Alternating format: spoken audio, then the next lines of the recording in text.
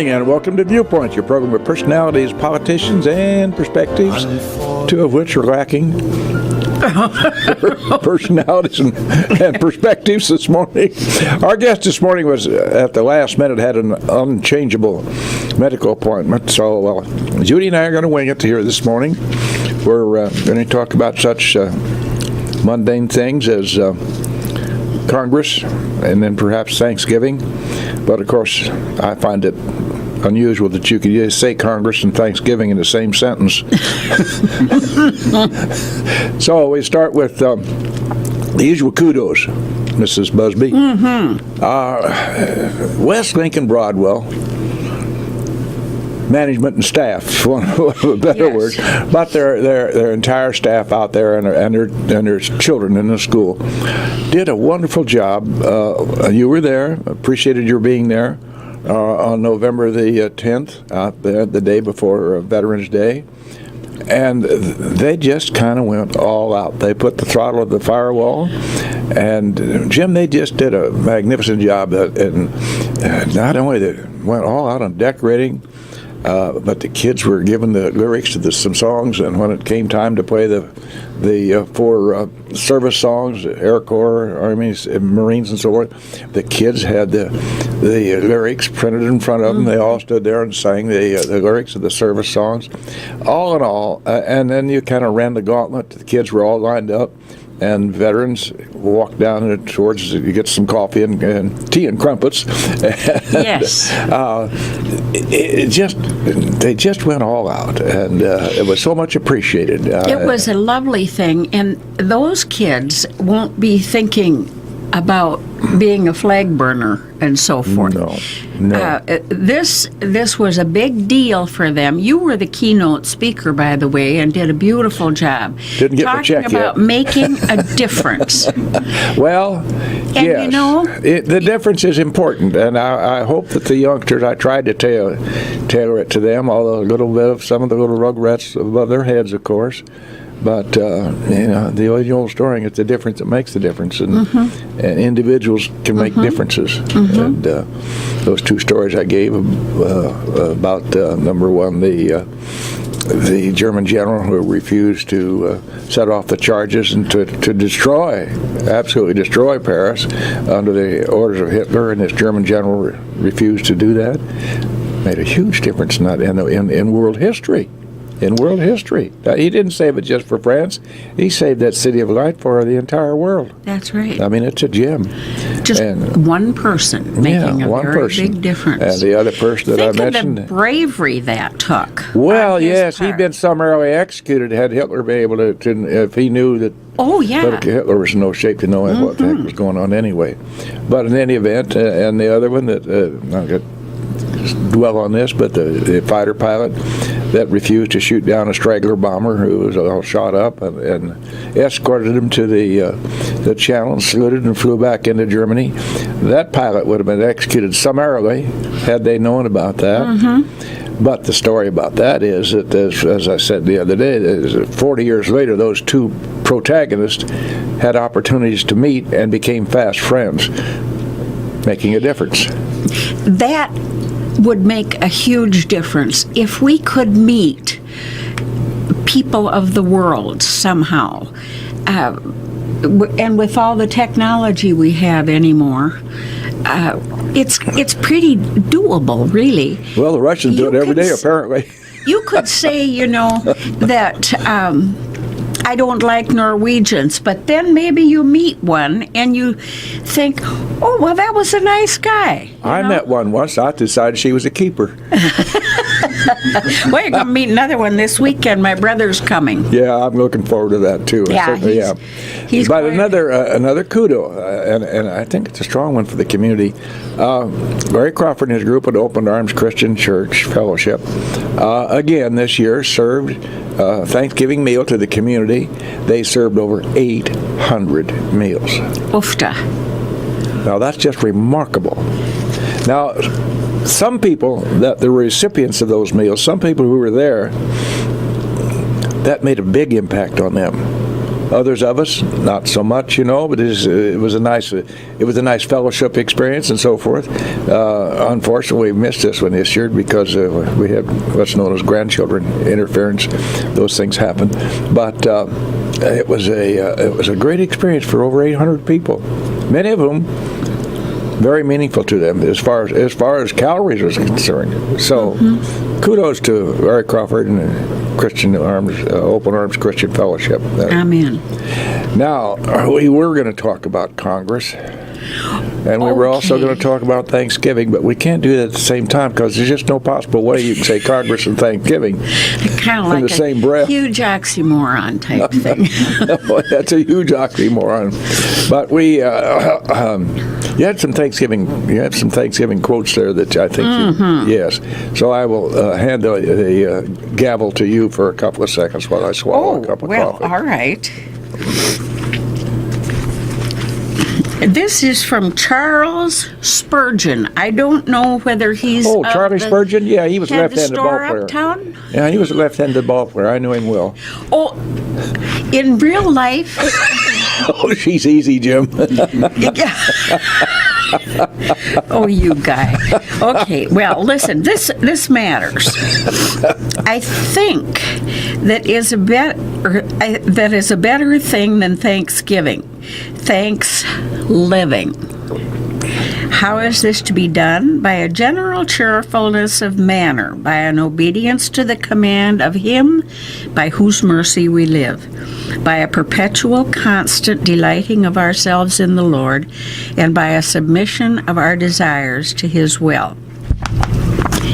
That's kind of what we're supposed to be thinking about. That's kind of deep.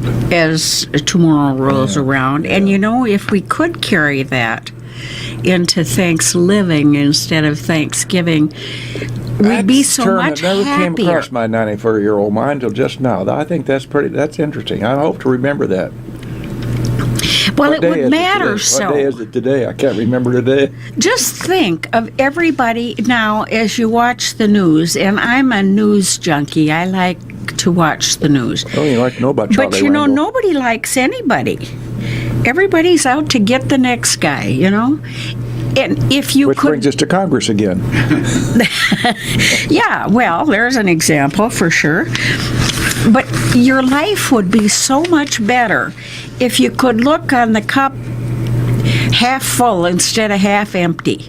Well, think of all you have. Think of the blessings we have. Speaking of that, Judith Kay, I'm about to throw down the gauntlet, challenge, not the gauntlet, I should rephrase that. All of us have something for which we should be very thankful. In some instances, it would be something that happened within the last year, the last month, the last week. So here's a challenge to listeners. If you will call in with an unusual reason for which you should be thankful. I'm not talking about family, friends, the usual things that we all should accept for granted, but there may be some unusual incident that happened in a person's life, and we'll let Jim Ash be the judge on these. And because he's smart. But the winner of it, if we can get some people to call in, even one, you're going to be a winner if it's only one. I'll give them a $15 gift certificate to the restaurant of their choice. That's fair enough. There you go. Restaurant of their choice. That's not the old Joe's. He doesn't serve food. So 648-5510. If you had something for which you should be unusually thankful. So there's a challenge for somebody to get a $15 certificate at a restaurant. 648-5510, and you don't have to identify yourself on the air. We won't put that requisite in there. You can remain anonymous if you can spell anonymous, and call Jim, and we'll accept the call on the air without identification. So there's your challenge for the day, folks. Somebody wants to pick up a $15 cup of coffee. There you are, 648-5510. Now that is the the other Thanksgiving quotes that you had there, some were very unusual, I thought. Yeah. Although it's pretty hard to beat the last one you just referred to. That was a dandy. That was a dandy. And something maybe we could all kind of try to put in. We have a call. 1 minute, please, while I put on my headphones. Oh, me too. I guess we weren't as prepared as we thought we were. No. All righty. Shoot. Whoops. Go ahead, caller. I don't hear my headphones. There we go. Now, try again, caller. Okay. Yeah, there we go. My name is Lewis, and I'm grateful for my employment. Ah, yes. All right. Now, if you'll give Mr. Ash off air your phone number, we'll get in touch with you and make arrangements to see if you are the winner. We want to give other people a chance to call in, but I want to tell you, this time anybody should be very grateful for employment, notwithstanding. Right. And always. Well, good luck with your job. Is it a job you enjoy and look forward to going to in the morning? Very much so, Judy. Oh, listen, you're a lucky man and you're a smart man. Bless your heart. Have a good day, please. All right. Thank you both. Thanks so much. Appreciate your call, sir. Right. Bye-bye. Bye-bye. Righto. I'll just leave my headsets on in case we get another one. Okay, you do that. Besides that, my ears are warmer. Well, I'm afraid winter is upon us, but we can be thankful for, again, I'm all wrapped another up in one, the course only here. Friday. Yeah. So, do we have another call? Yes. Oh, yes. Mr. Ash is busy back there pumping. Yeah, go right ahead, sir, or ma'am, whichever the case may be. Okay. In 2014, right around my birthday in August, my dad was diagnosed with cancer for the third time. Oh, I'm so Third sorry. He didn't really want to do anything. They gave him 3 months to live. I resigned my job, got rid of my house, moved out to help my mom take care of him. Wow. He lived until last Christmas, right past last Christmas. So it was a good 2.5, 3 years we had him. That's what I'm thankful for. I am so thankful that I got to spend the very last year of his life with him every single day. And I could never give that love or feeling up that was the closeness I had with my parents, but especially my dad. That's about as profound as it gets. Yes, ma'am. Yes, Bless your heart. Yes, that is. That'd be a hard one. Jim will have a hard time deciding her. I think that. But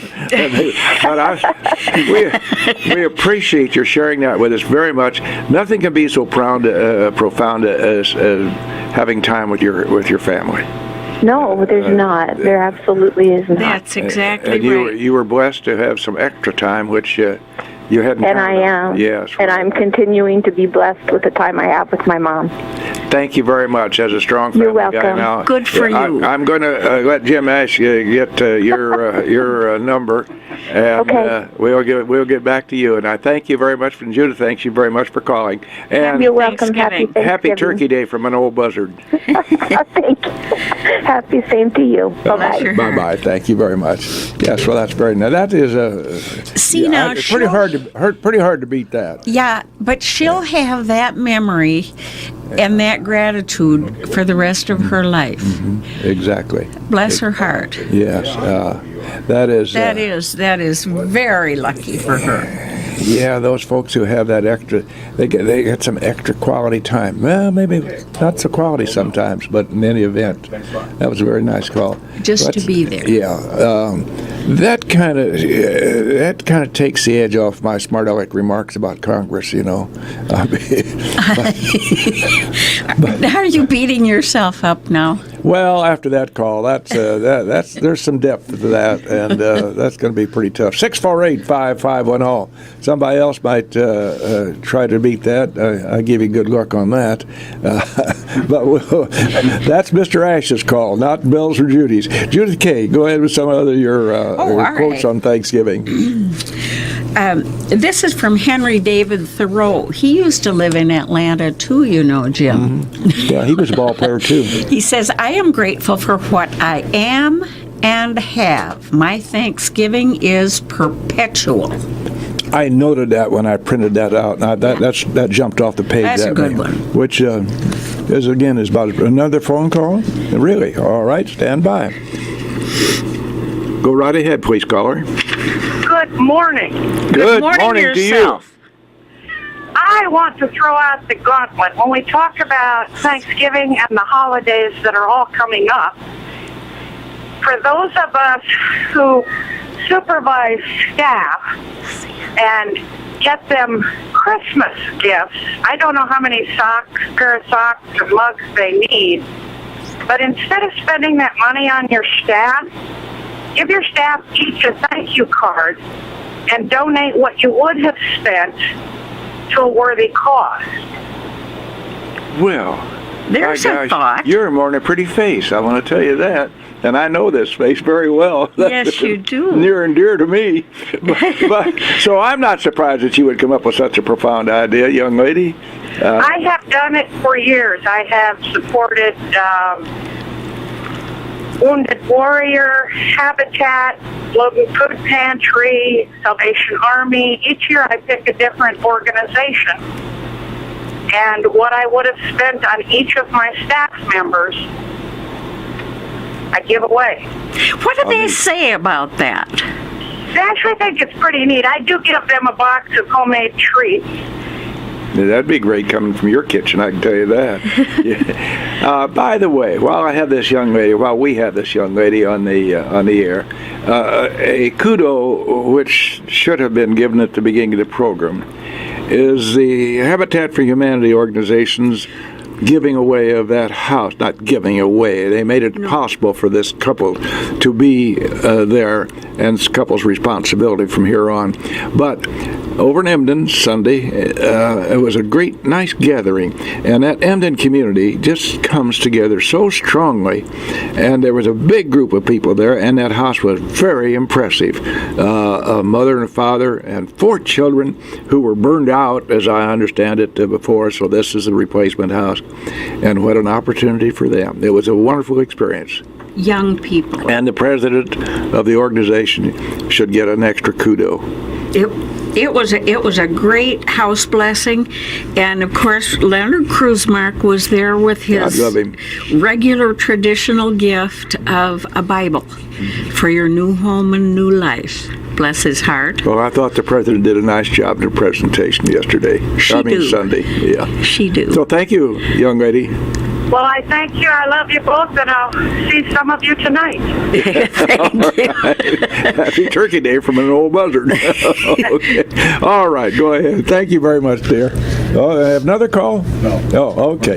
Yeah, that we know. Oh, the commercial time. Oh, yes. We're out of sync here this morning.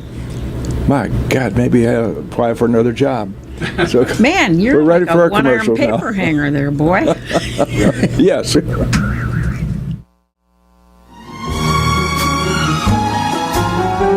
Right back live in the studio here with the guest Judy Busby. No, she's his co-host. I forgot. She's sitting in the guest chair. I get all confused in here in the studio.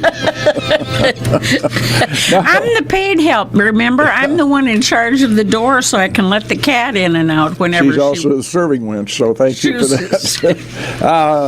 Let's try to shift gears and go into, we're talking about Congress, which is something of a joke. Mark Twain made jokes of them all the time. I wonder what Mark Twain would say today if he were alive, with the remarks, some of them absolutely stellar, about the Congress of his day. The one that he made, suppose you were an idiot and then suppose you were a congressman, but I repeat myself. I always thought that was one of the real gems of Mark Twain. Oh, well, but Samuel Clemens had a fertile mind. You know, a great man of literature, seriously. I wonder, in today's hurly-burly and hustle in every walk of life, especially our education of our youngsters. I think, I just wonder if our youngsters today get exposed to the giants of that age in literature and so forth. Mark Twain was a remarkable man, and she just threw all her notes on the floor, and we'll have a temporary pause. That was not a tantrum, by the way. So I just wonder if maybe a teacher or a former teacher would know if kids are getting exposed to that type of literature today. But he was a brilliant man, and had an opportunity. His pen was written with a sword edge. Yeah. He could cut to the chaff. But sometimes we're kind of willing to pass the buck. I know I do that. That's one of my faults. There's a long list. I know that on the way home. But at any rate, we can't expect the school to do everything. I think as parents, it would behoove us as well as our children, grandchildren, great-grandchildren, if we take it upon ourselves to share with them some of these things that they would be interested in. Those of us who had parents that pointed us in that direction were extremely lucky. I spent a lot of time at the wonderful Lincoln Library. And it is wonderful. And show you my ignorance. I always thought that every library was called the Carnegie Library, of course, because he got his money. But I thought, in my ignorance, that every Carnegie Library looks at this beautiful library that we have down here. Well, Atlanta, too, has a library of which they should be proud. Absolutely. But, would you just go over for a little minute? Because there may be somebody listening who's new to the area and doesn't understand the business of to be a Carnegie Library. Well, off the top of my head, he established monies to be available for the use of it, but he had no input into the architecture of them. Carnegie libraries exist in many forms all around the country, but this is such a classic bit of architecture, exterior as well as particularly interior architecture. Look upstairs or look up in that beautiful ceiling and so forth. Beautiful. And of course, the thing that I was always impressed about as a kid, you had to be quiet in there. Oh, yes. Today, today it's like being on Fifth Avenue almost, and it's quiet as it can be anyway, right? But in comparison to when it was and the librarian would wrap her pencil on the desk if somebody got a little obstreperous, a little noisy. When we first moved here, I was at the library and I had to sneeze, and I thought, oh my gosh, what's going to happen? It was a terrible thing. But then Chris Gilson came. You may remember Gilson and Preston, yeah, that's right. And I went in there, and people were speaking to one another, and I thought, oh, there's a bad thing is going to happen. It's like Liam said in church when the minister a couple weeks ago had Play-Doh, and he intermixed the colors as an object lesson. Mm-hmm. And Liam, who's my 4-year-old great-grandson, said, oh boy, in school he'd be in big trouble. I thought that's what was going to happen to those people. They talk out loud in the library. Well, it is, even today, a magical place, and now with the addition that they've had for several years now across the alley, primarily the children's edition, it's wonderful, and I think they work pretty hard at keeping activities on the schedule there for these youngsters. Oh gosh, yes. It's a wonderful place for this community to have. We're very blessed. That's another thing to be thankful for, by George. Yeah. And we've got two really capable people. Richard Summerall is a miracle, right? He's a gem. We're going to get him back up here in January. Yes, we are. And April Jensen has the building across alley. Yeah, she's got a bad attitude, too. Which the city might want to look at, that alley. She's got a bad attitude about me. I walk in, she's, well, here comes trouble. Well, No, she's a very nice lady. Well, Does a great both job. of them would stand on their head and spit nickels to please you, you know. They're Is that a Norwegian expression? no, American. They're both just wonderful, lovely people, helpful people, good people. We're just darn lucky. We got a lot going for us in this town. This whole greater area, Lincoln and all the suburbs. I hadn't thought about a suburb of Lincoln, but I've got an image. In the interest of propriety, I'll just keep that inside my little... So, Mark Twain, one of the great authors and kind of a statesman in his own way, the way he conducted his writing profession, he had a great insight. He came up with some real gems there, and I think you have on your printout, if you don't, I do somewhere, some gems that he came up with down through the years. He was a really magnificent writer, and the history of Mark Twain, they're all in the river. Huckleberry Finn. Now, today, Huckleberry Finn will be found to be offensive. Somebody out there on the left, way out there in the middle of the ocean between Honolulu and San Francisco, and many of them are, well, some of them ought to stay there. Well, seriously, some of us are so bent on being destructive and the opposition party, but it would have been any time at all that Mark Twain would have been on the banned book list. Oh, my. Well, but he'd have been on the bandwagon addressing some of the things that come from the far west. Well, one of the things he said, this kind of hits to the heart of things, maybe. Sometimes I wonder whether the world is being run by smart people who are putting us on, or by imbeciles who really mean it. He had a way of kind of cutting right to the edge on that. Or since this would be your daughter's senses.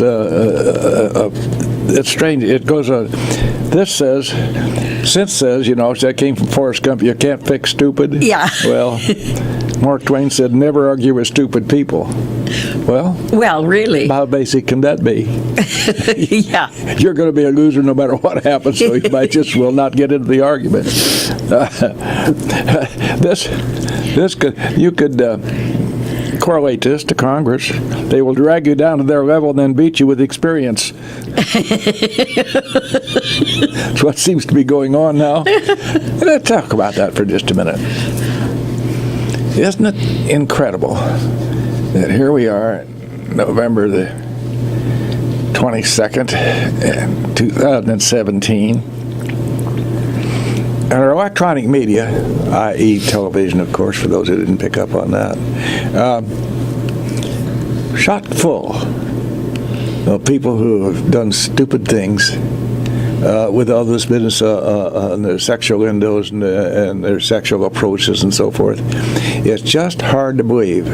It's just truly hard to believe how damn dumb people can be. Oh, well, not really. Well, you're being basically truthful. But some of these folks, and it's probably been going on forever, it's just somebody's had the courage to start opening the floodgates, and now the water's coming through at a little faster rate all the time, like water going over the dam. This won't disappear. This has had I think, of the major impact on not only those folks who are involved in these things, but the side issue of families and so forth. It becomes an American tragedy, insofar as it relates to the innocent people, family members, and so forth. So it's going to go on for a long time now because they're going to keep dragging this out and dragging it out. Yeah. But let's not forget, now where these kinds of things occur with children, I think one of the worst parts for children is you've been taught to respect your elders. And if an elder is doing something you don't like, how far do you dare go about expressing your feelings about this? So that's a whole different category. But then you do have people who stand up in court and swear on the Bible that this is what happened. Well, really, that isn't what happened at all. Really, they're just trying to ruin somebody's life. That kind of thing happens. And so let's remember that there's more than just one side to everything. It's hard to draw a line, but where children, innocent children, are concerned, to me, that's a greater tragedy than where adults are concerned. But then, how do you draw the line? Can you make one punishment for this category and another punishment for that category? Probably not. So it's all got to be. But where children are concerned, it's especially evil. And but it's hard to believe that we've come to this. The real truth of the matter is, Jim and Judy, those things have been going on since time immemorial. Since they had enough people. Yep. It's kind of like war. This is not a new thing that just happened to crop up. It's times that and it's much easier for them to be exposed today. You say something today, and by this evening, it's all over the news if it's a major thing. Well, let that be a word to the wise. What you say and what you do is so much more evident to so many more people than it used to be. We have all this technology, and it's a wonderful, wonderful thing. But like with especially the young people, I would imagine, they say something on their cell phone that's just for their friend. Well, it goes. You put that out there in the etherland, and everybody can see it. You think it's just for your friend, but heck, it's for your friends and your neighbors and your enemies and what's going on today teachers, with these youngsters? future Facebook? Employers. It's for everybody. That's one thing that these young folks who they just don't comprehend the fact that what they put out there will follow them, and it may well follow them to a job application somewhere, and they won't get that job. That could be a good job. So, there was a professor up at ISU. My granddaughter was up there at an orientation, and his big thrust was to watch what you put out there, because somebody could look at this if you're applying for a job when you're through with all your schooling and say, oh, well, I don't think so. Just tear you off the list. Congress. Yeah. We're beating up on them today, but that's okay. Some of them deserve it. Not all of them. No. You can't pull all the fish out of the sea and without throwing some of them back.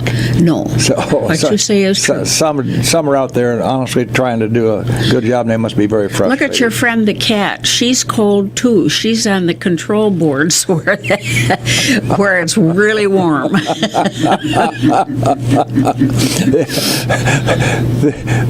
The audience needs to see the studio and see the cat running things up there. Speaking of such things as fleas and cats and so forth, let me see. I saw one. Oh, it says Mark Twain said, "Fleas can be taught nearly anything that a congressman can." Who can be? Fleas can be taught nearly anything that a congressman can. We're beating up on them pretty heavy today, but that's all right. Well, I tell you, some of them. I mean, I don't want to be trite. On a serious note, these are. what was the saying? These are times that try men's souls. Yes. You know, Tom Paine. I wonder what he'd think if he were here today. Oh, gosh, he'd probably be shaking his head, standing there with his mouth open. Think how profound he was then in the 1700s. And here we are at 2017, and we have people who don't act civil to one another if you're Republican or Democrat. I don't understand that mentality. I've got some very dear friends, some very close friends who are Democrat, and they think far differently than I do about some of these issues. Well, who's the bad guy, me or them? I don't think I mean, it's as simple as that. I don't think anybody has to be we need bad. to be more. We need to be more understanding. This divisiveness that's going on in this country today is a very serious concern to this old man. Oh, amen. Amen. What's the matter with us? How are we going to get along in the world? We can't get along in our town. We can't get along in our country. We can't even get along in our church. You know, what the heck? I think we ought to all put on our big girl panties and step up. Well, no, you to said the a bad plate. word here. Huh? You said a bad word on the air. You shouldn't I'm do sorry. that. You can dock me if you want to, Jim. I don't know. Whatever. That's why we keep you as a co-host, because you have a propensity for doing that for us once in a while. Do you think I did? Oh, Do? Well, that's what I can put on you anyway. Mark Twain also said, God created war so that Americans would learn geography. Well, that's kind of basic. You know, when I was a kid in school, we learned about the First World War. World War II hadn't come along yet. But we learned a lot of European geography Yes. by assimilation. Sure. And that's what happens to now today. And the other thing that's going on with these doggone wars that are everywhere in the world, every day, is that by means of the electronic media, people can travel the world. People what? People can travel the world, and they see Oh, things yes, that- yes, that yes. They wouldn't And have an many do. opportunity. Yeah. Lucky them. So there's a lot of truism to that. You know, in light of today's news that we've been discussing here a little bit, a man named Henry Ward Beecher, Bill. Sure. Okay. He said this how He was long my ago? teacher.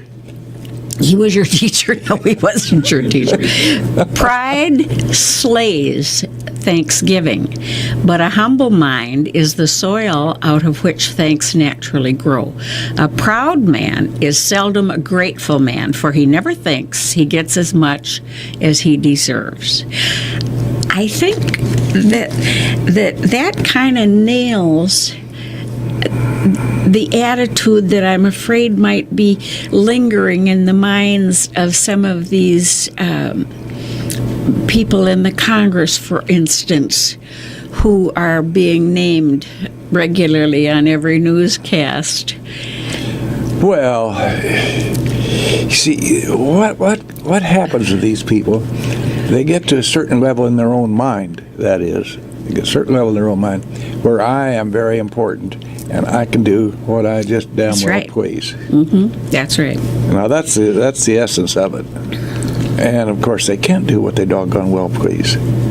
No, but they're into power and control. Well, it's that old power corrupts, and absolute power absolutely corrupts, you know. Nothing more serious than that. I mean, that's about as basic as it gets. Well, Ms. Dear, we have muddled through this. I've got a quotation. I've got to dig around here and find it somewhere. Okay, well, you hunt, and in the meanwhile, I would have it like right to here. say to both ones of our listeners that we wish for you a Well, we lovely proved this morning that we Thanksgiving. don't have more than one listener. Well, yeah. we proved that this morning. In the good old days, I'd say beside my mother, and she would if she were with us. God love her. Okay, W. Clement Stone started out in life with zip, And he built a magnificent insurance business. Huge, made himself a billionaire. When a million was a lot of day, Yeah. Today a millionaire is pretty common. Well, really. Not in my block, I don't think. But he made himself a tremendous business in the insurance business, and a very bright man. He's an author of some substantial books. But he says about Thanksgiving, if you're really thankful, what do? You share. Thank you, W. Clement Stone. Thank you, Judith Kay. Thank you, James. Happy Thanksgiving to all out there, the both of you.